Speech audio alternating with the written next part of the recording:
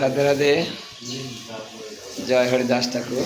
এই যে আমরা এখন পাতবাড়ি হরিদাস ঠাকুরের যে আশ্রম, সে আশ্রমে আছি, বেনাপুল যশোরে। এখানে জীবনচিত্র হরিদাস ঠাকুরের যে জীবনের কিছু চিত্র তুলে ধরা হয়েছে এখানে। এই যে হরিদাস ঠাকুর যে সিদ্ধ, এই যে সিদ্ধ মাধবীলতা, তার পাশে যে তার পাশে বসে তিনি ভজন করতেন, সেই দৃশ্যটা যেখানে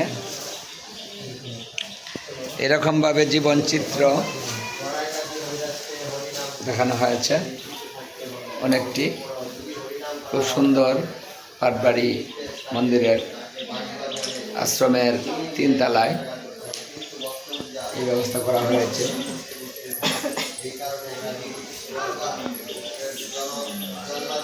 মধুর কণ্ঠে তিনি হরিনাম সংকীর্তন, লক্ষ্মীহীরা করিতে লক্ষ্মীহীরাকে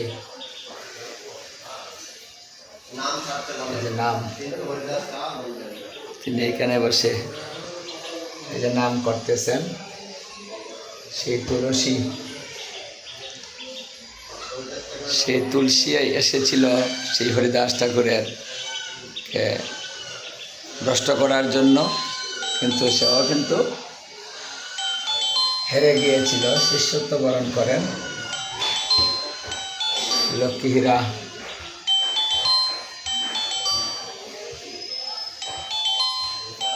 সেই তুলসী, এই যে এখানে সেটাই, এগুলো অনেক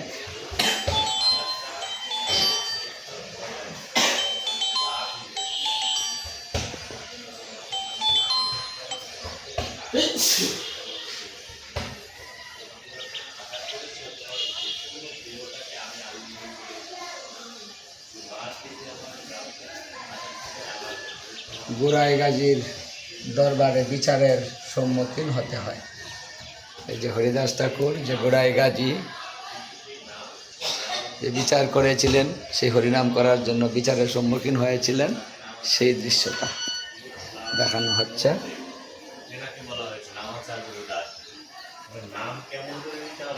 বাঁশবাজারের বেত্রাঘাত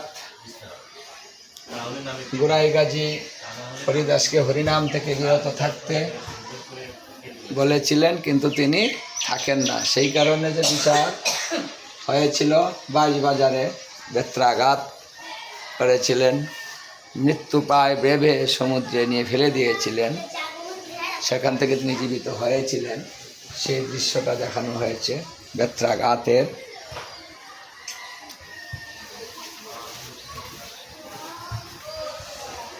হরিদাস ঠাকুরের নবদ্বীপ আগমন, তিনি যখন বেত্রাঘাতের পর মহাপ্রভুর নির্দেশে পার্শ্বদগণ হরিদাস ঠাকুরকে সঙ্গে নিয়ে নবদ্বীপ যাত্রা করেন, সেই দৃশ্যটা দেখানো হয়েছে নবদ্বীপে। মহাপ্রভু হরিদাসের আলিঙ্গন,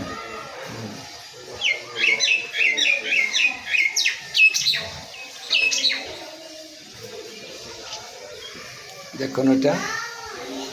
যখন অন্যে প্রতিপালিত হওয়ার কারণে, যবন অন্যে মানে মুসলমানের গড়ে অন্যে পালিত হওয়ার কারণে হরিদাস নিজেকে নিচ স্পর্শ মনে করতেন। তিনি বৈষ্ণব গণের স্পর্শ এড়িয়ে চলতেন, কিন্তু মহাপ্রভু ভক্তের আকুল ডাকে সাড়া দিতে হরিদাসকে বুকে টেনে নিলেন। দেখুন, ভগবান নিচ মনে করেন নাই, হরিদাসকে খুলে নিয়েছেন, আলিঙ্গন দিচ্ছেন। এই 3 তলায় অনেক সুন্দর সুন্দর মহাপ্রভুর সাথে হরিদাসের নাম কীর্তন, একসাথে নাম কীর্তন করেছেন, সেই দৃশ্য এখানে তার জীবনের অনেকগুলা চিত্র দেখানো হয়েছে। সিদ্ধ বকুলতলায় হরিদাসের ভজন, সেই পুরী, যারা পুরীতে যান সেই সিদ্ধ বকুলতলায়, আমি যখন পুরীতে যাই তখন এই সিদ্ধ বকুলতলায় গিয়ে আমি অবস্থান করি। সেই সিদ্ধ বকুলতলায় তিনি বসে 3 লক্ষ হরিনাম দেন। সেই দৃশ্যটা দেখানো হয়েছে।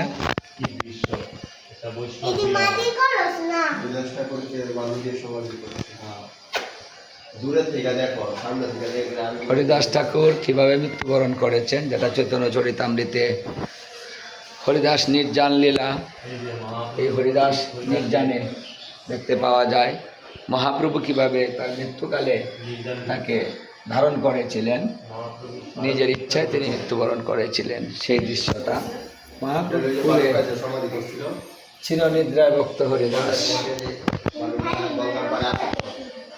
দেখুন, এখানে যখন তিনি মৃত্যুবরণ করেছেন হরিদাস, তখন মহাপ্রভু হরিদাসকে এই যে কুলে ধারণ করেছেন, সেই দৃশ্যটা।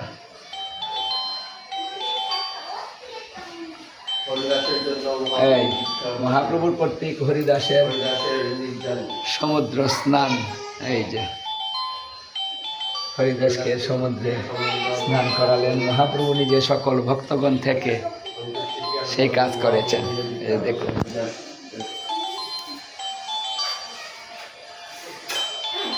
হরিদাসকে মহাপ্রভু নিজে সমাধি করেছিলেন, সেই দৃশ্যটা স্বয়ং তিনি ভক্তরা হরিনাম সংকীর্তনে মেতে গিয়েছেন, আর মহাপ্রভু স্বয়ং হরিদাসকে দেখুন, খুব সুন্দর দৃশ্য, যেখানে মহাপ্রভু কর্তৃক হরিদাসের নির্জান ভিক্ষা। মৃত্যুর পরে মহাপ্রভু স্বয়ং ভিক্ষা করে এই হরিদাসের শেষ কার্য সম্পাদন করেছিলেন। সকলকে নিয়ে তিনি সেই প্রসাদ পেয়েছিলেন এবং ভক্তদেরকে প্রসাদ দিয়েছিলেন ভিক্ষা করে।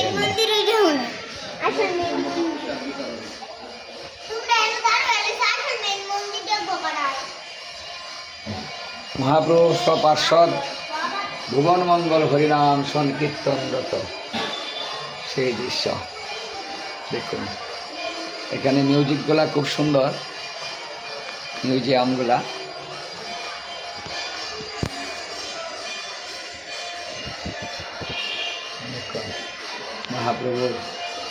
মহাপ্রভু কর্তৃক নির্মাণ মহোৎসবের প্রসাদ বিতরণ অনুষ্ঠান।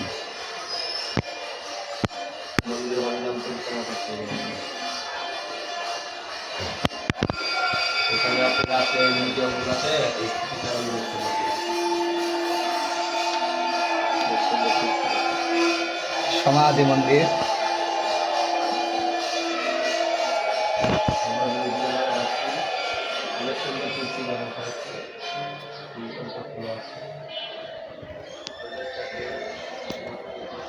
রাধে রাধে। শ্রী শ্রী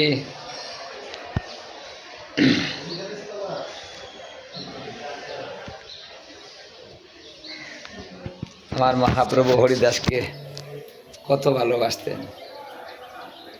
আমরা পাটবাড়ি আছি, নামাচার্য শ্রী শ্রী ব্রহ্ম হরিদাস ঠাকুরের আশ্রম, পাটবাড়ি আশ্রম। এই পাটবাড়ি আশ্রমে আছি, বেনাফুল, যশোর। সবাই আসবেন, দেখবেন, ভালো লাগবে। রাধে রাধে। কৃষ্ণ ভক্তি উদয় হবে, কারণ হরিদাসের মতো এরকম নামাচার্য ভক্ত খুব কম। যিনি ছিলেন ব্রহ্মা, ব্রহ্মাই হরিদাস নামের মহিমা তিনি প্রচার করেছেন। শুধু নাম করেই তিনি ভগবানকে প্রাপ্ত হয়েছেন। ভগবান স্বয়ং নিজের হাতে মৃত্যুকালে কুলে ধারণ করেছেন। তাই সবাই আসবেন বেনাফুলে।